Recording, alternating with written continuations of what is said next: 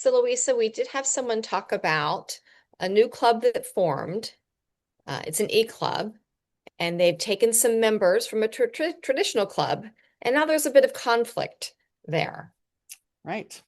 It's not a new thing that I've heard of. And we often hear that as a fear that people are concerned about starting a new club or starting a satellite because they think people will leave the old club. My immediate reaction to that is perhaps a little bit of a flippant one to say, well, they were probably going to leave anyway.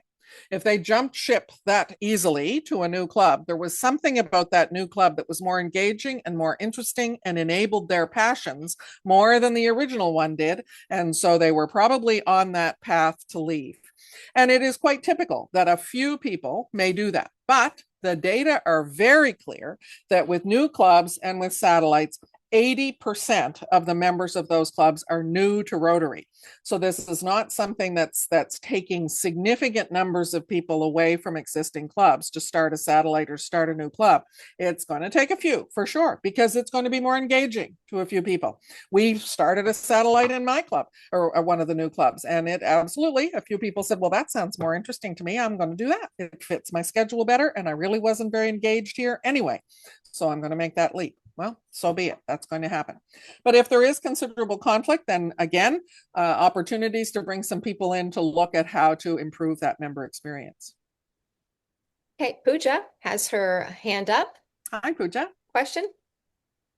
Yes, I am the one who put that question in the chat because there is a lot of, I mean, today I got a couple of emails from the clubs. They have lost the two members. And what is the proper process? Because the people who started, one of them is from the struggling club who started doing that. And then when it is done and it was announced, so then they came to know that the person has resigned from this club.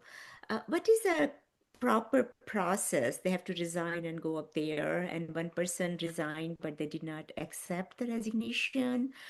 So there is a kind of, so I just want to know how I should be handling this. The members who left, they did not tell them they're going to leave or resigning. They just joined. They formed. One of them formed it, and then she got two of her friends from this club. Hey, why don't you join me? That kind of thing. And then two of the other members came, but two are very new. One is the boyfriend of one of this person who left, and the other one is new one too. But then there are like people are not happy.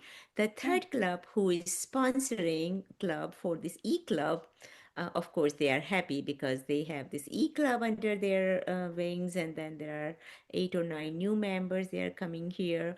But the clubs who lost, they are angry today. So how, as a DG, what my reaction should be to this one? Like, should we lay out some kind of plan out there and tell people, hey, to be fair to all concerned, and better friendship, goodwill, so all those things. Yeah.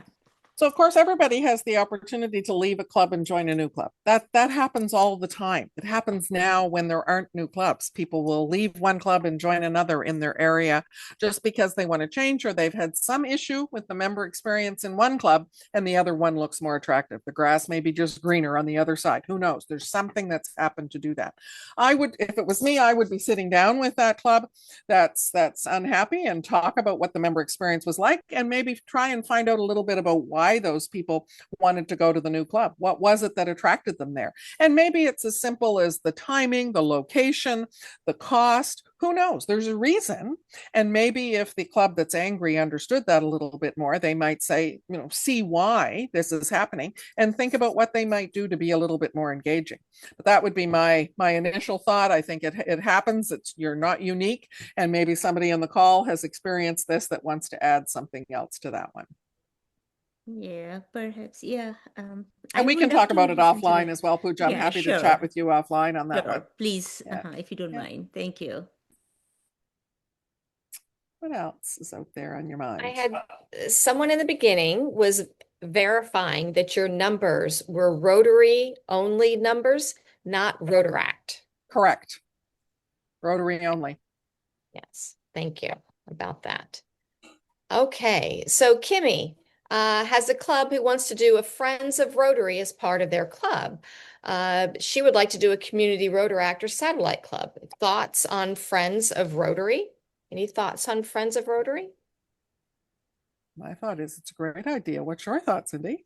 Yeah, I think it's fantastic. I mean, I think that anytime that we can engage people in Rotary, in any way, shape, or form, we're laying that groundwork for potential members.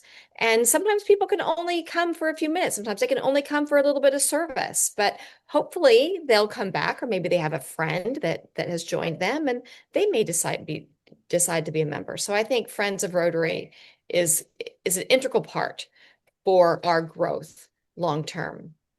Agreed. Thank Lauren, you have a question for us? The answer to a question in the chat, and that was including Rotaractors. And I know this is one of our disappointments in 50/40 as well. But we did have this conversation with Brian King. And I thought his answer was a very good one, is saying that they're still trying to learn the turnover ratio, the ratios that kind of keep Rotaractors involved, and the length of time they may stay committed, and that they can come and go pretty easily. And so they're in the learning curve. And until they get some stability of numbers and some stability within the Rotaract clubs, they're just not willing to add that into our membership numbers and believing that we're better off than we really are. So I think that's it was a very good comment made by Brian. It's something that I've retained in my mind, even though I disagree with it. But I think it's a good answer, and I think we need to be cognizant of that.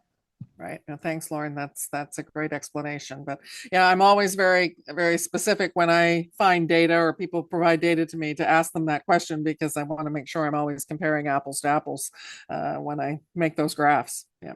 Right, correct. Scott, you have a question for us? Sure, or maybe a comment. In our area or district, we're trying to encourage clubs to reach back to their former members and to have an annual alumni event. We did that with some success, and when we formed a brand new club, we got about 8 people that the morning meeting time just didn't work, so they joined an evening meeting. And it was because we kept connected with them. So if you maintain your database, it's a way to keep it current too, with the emails and up-to-date demographic info. So when somebody leaves, that usually stays as ex-members in Club Runner, and I believe in DACB too. So you have a great database to reach out to every year. Great idea. I love that. I think that's a real gap for a lot of places. And keeping a database of some of our youth people that have been involved, or scholars. My gosh, the number of clubs that I talk to that have no idea what happened to all those people. They've done such great work with them over the years, whether it's RILA or GSEs from the days gone by, and they don't have those databases. And there are So people good for that we you. say, oh, they'd make an amazing Rotarian. Come see us when you're done. And then we Yeah. never ask them, right? What happened to those people? Yeah. Right, we need to reach out, ask them. Mahboob, you have a comment question? You're still You're muted. Sorry about that. A comment really about the Friends of Rotary. One way to engage people who are not really ready to commit to being Rotarians is to look to see if you can form an RCC, a Rotary Community Corps. You need 10 members to start, and those people basically would come and help you in your projects, not commit to membership. They're not Rotarians, but they're friends of Rotary. And eventually they may see how engaging or how exciting the work is, and the projects that they're involved in, and they may decide to become regular members. So that's one way to sort of get people together as maybe you could call it a separate workforce type, who work with you on your projects on their time when they have time. So that's something worthwhile looking into. We are on the verge of forming one. And I think we already have one in our district, and they're all working very well. Good point. Thanks for that. Yep. I love that. Thank you. We have in the chat from Eric. He had a few clubs in his district that were growing and doing really great. All of a sudden, they're getting some growing pains. They're getting flatlined a little bit, or they're declining.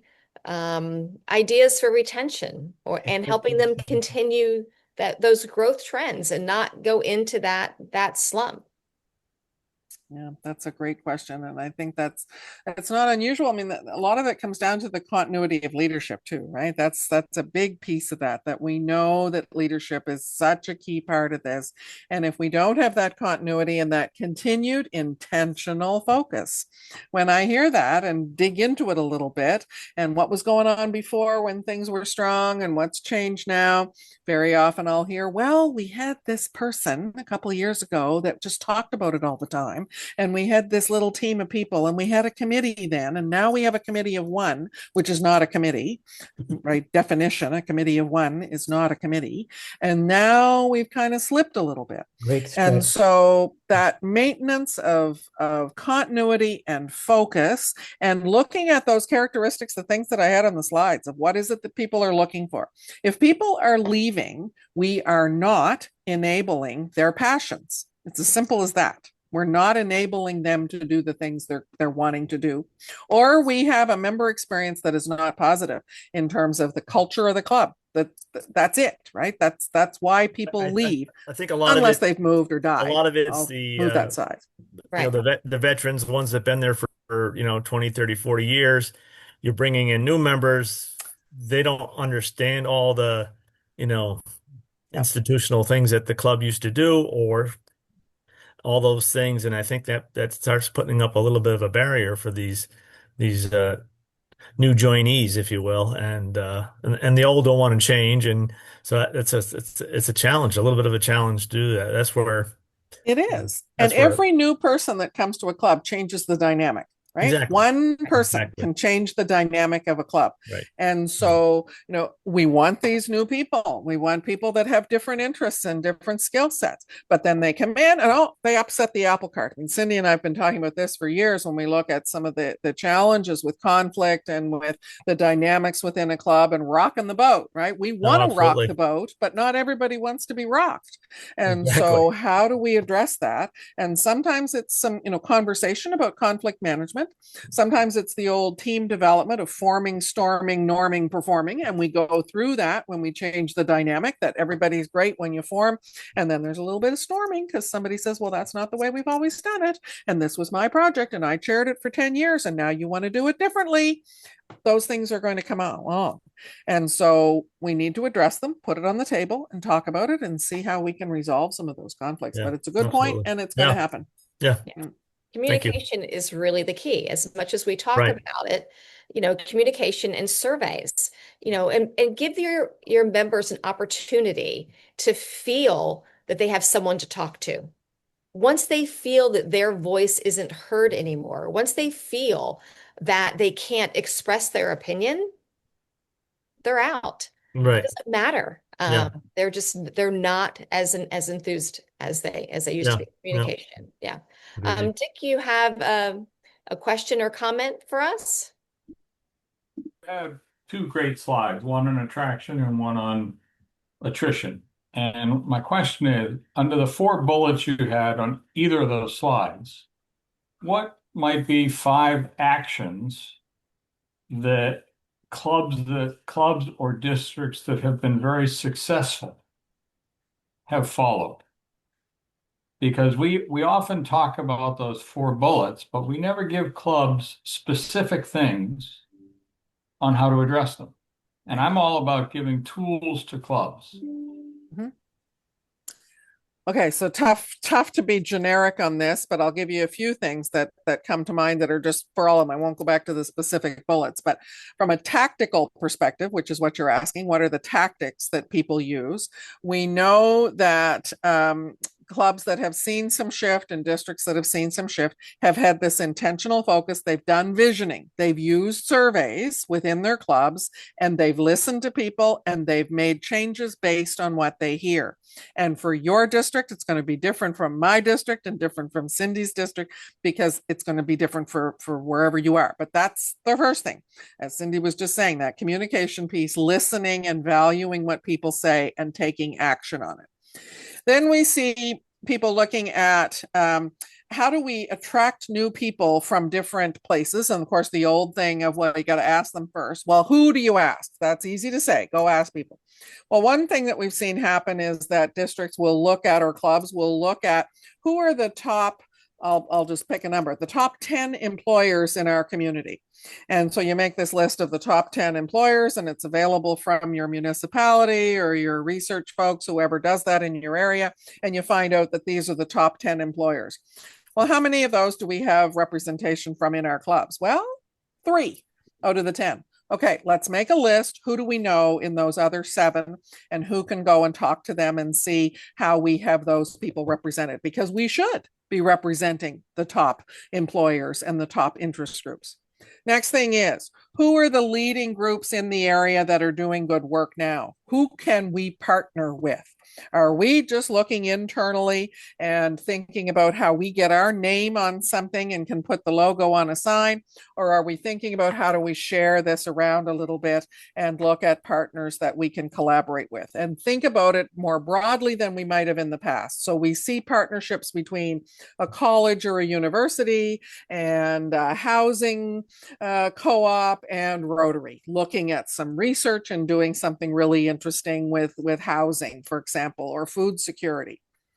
We look at what are the leading issues in a community or municipality. What is the United Way or the other groups that do research around the major needs in a community? What are they identifying? And are we involved in those? Or are we off doing something that's, I don't know, not that it's not a good idea to do a road cleanup. I love them. I love getting out to do that.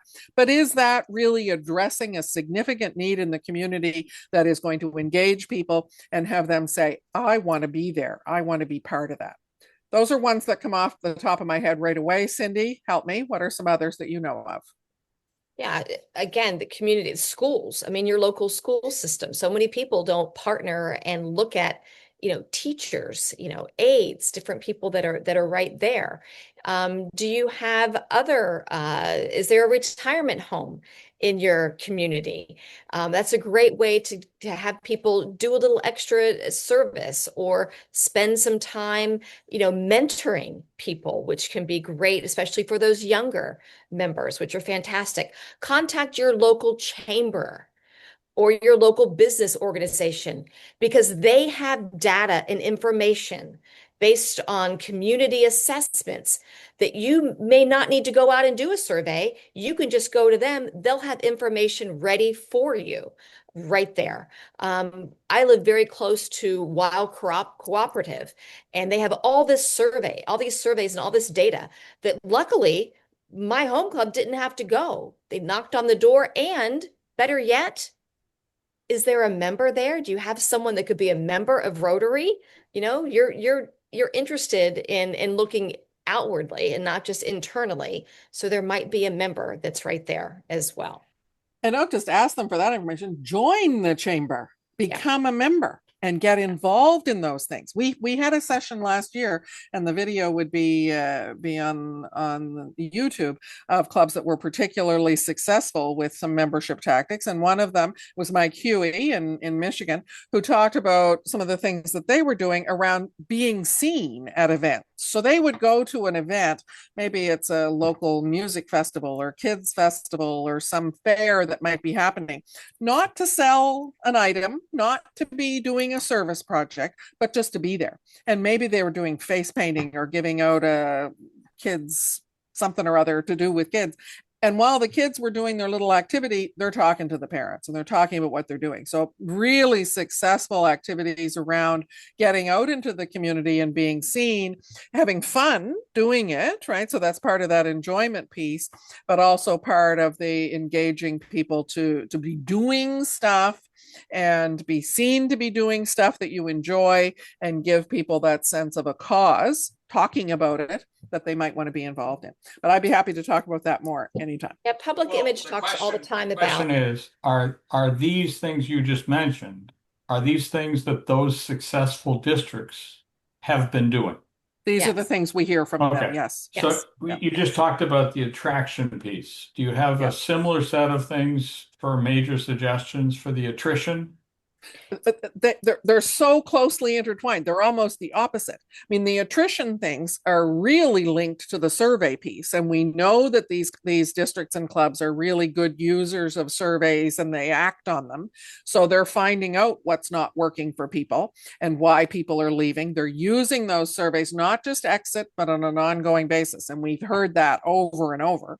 And we know that when they're doing those things for attraction and they're thinking about doing the things that enable people's passions, their attrition goes down, right? Yeah. They're just totally linked. But there may be people on the call that can drop something into the chat as well. Or Lauren, maybe I see you've got your hand. Maybe you have And something really to add to that. focusing on the club experience, really Yeah. making sure that They're doing it. that people have that irresistible need to want and need to go to their club.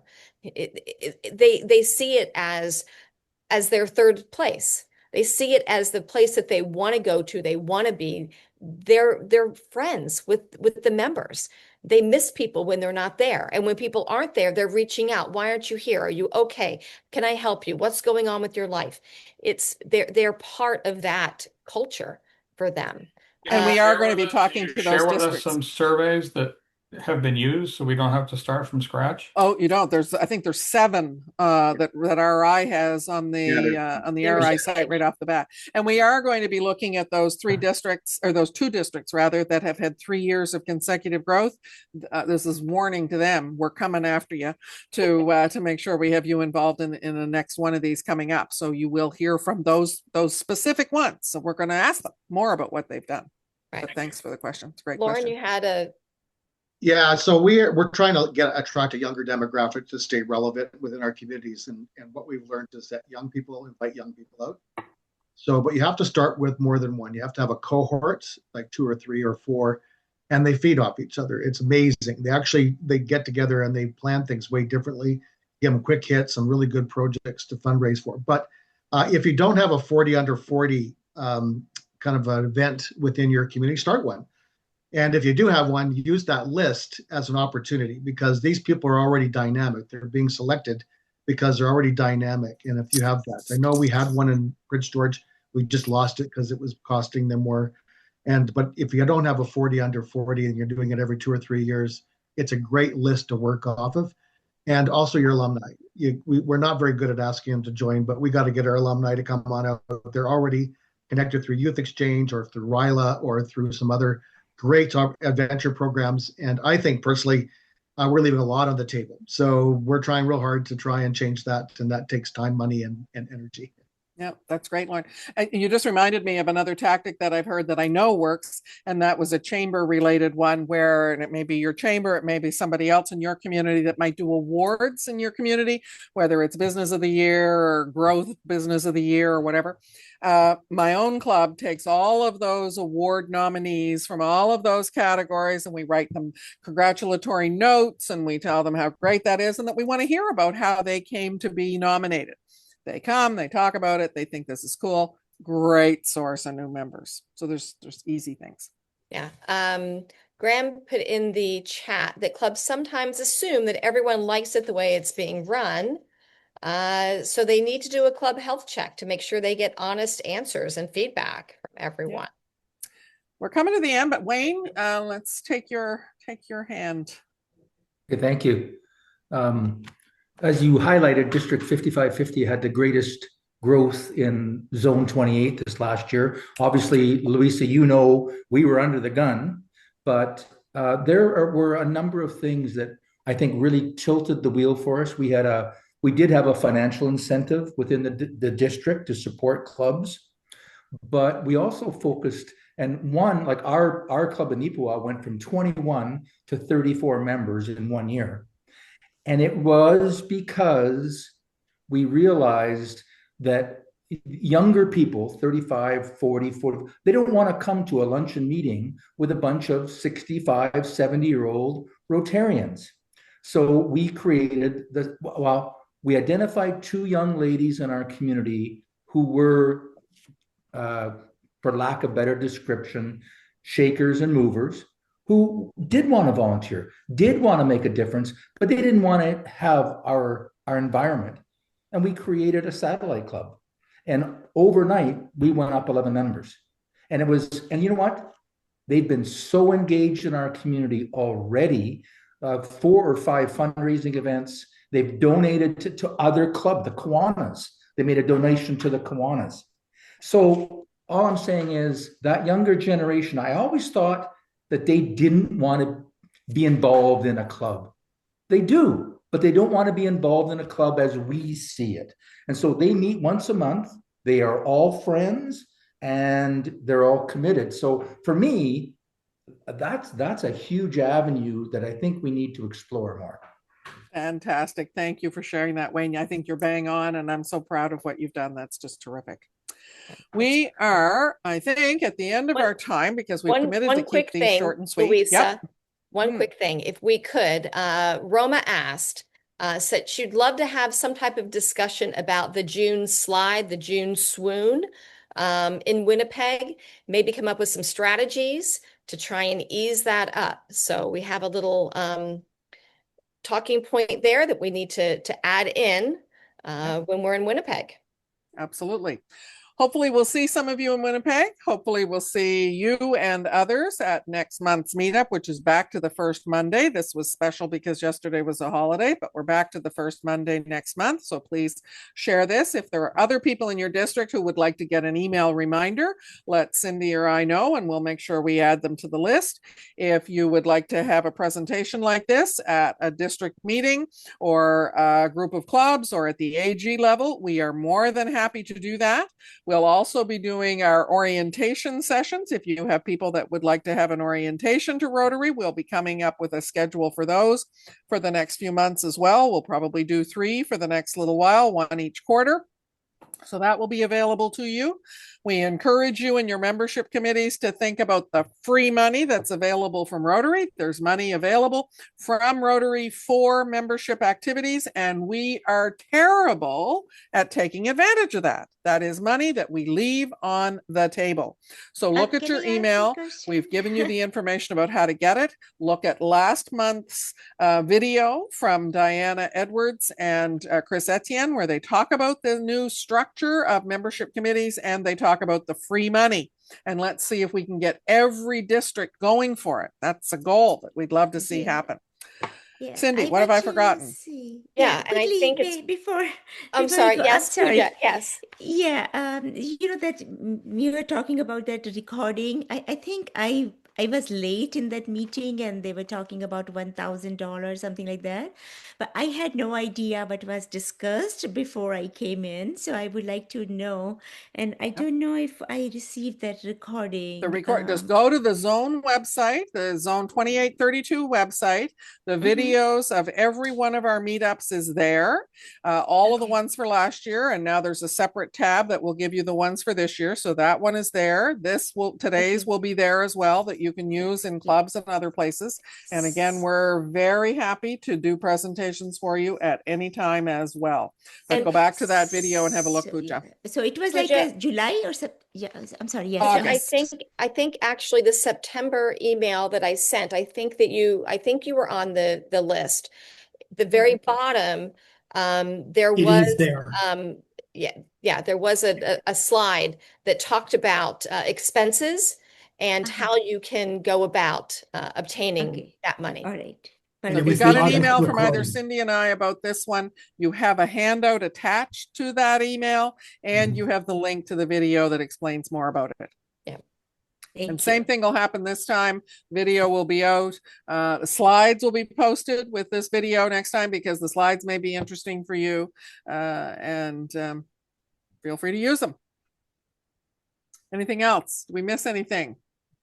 We'll call it a day for those that want to get off because we promised you to be on time. But if anybody has any other questions, I'm happy to hang out for a little while and see if there's anything else anybody wants to talk about. Or if you have suggestions for topics that you'd like to have, like the June swoon is a good one for us to make sure we pay attention to, because these are intended to be very action-oriented, relevant things for you to be able to use in membership in your districts now. So let us know how we can do that.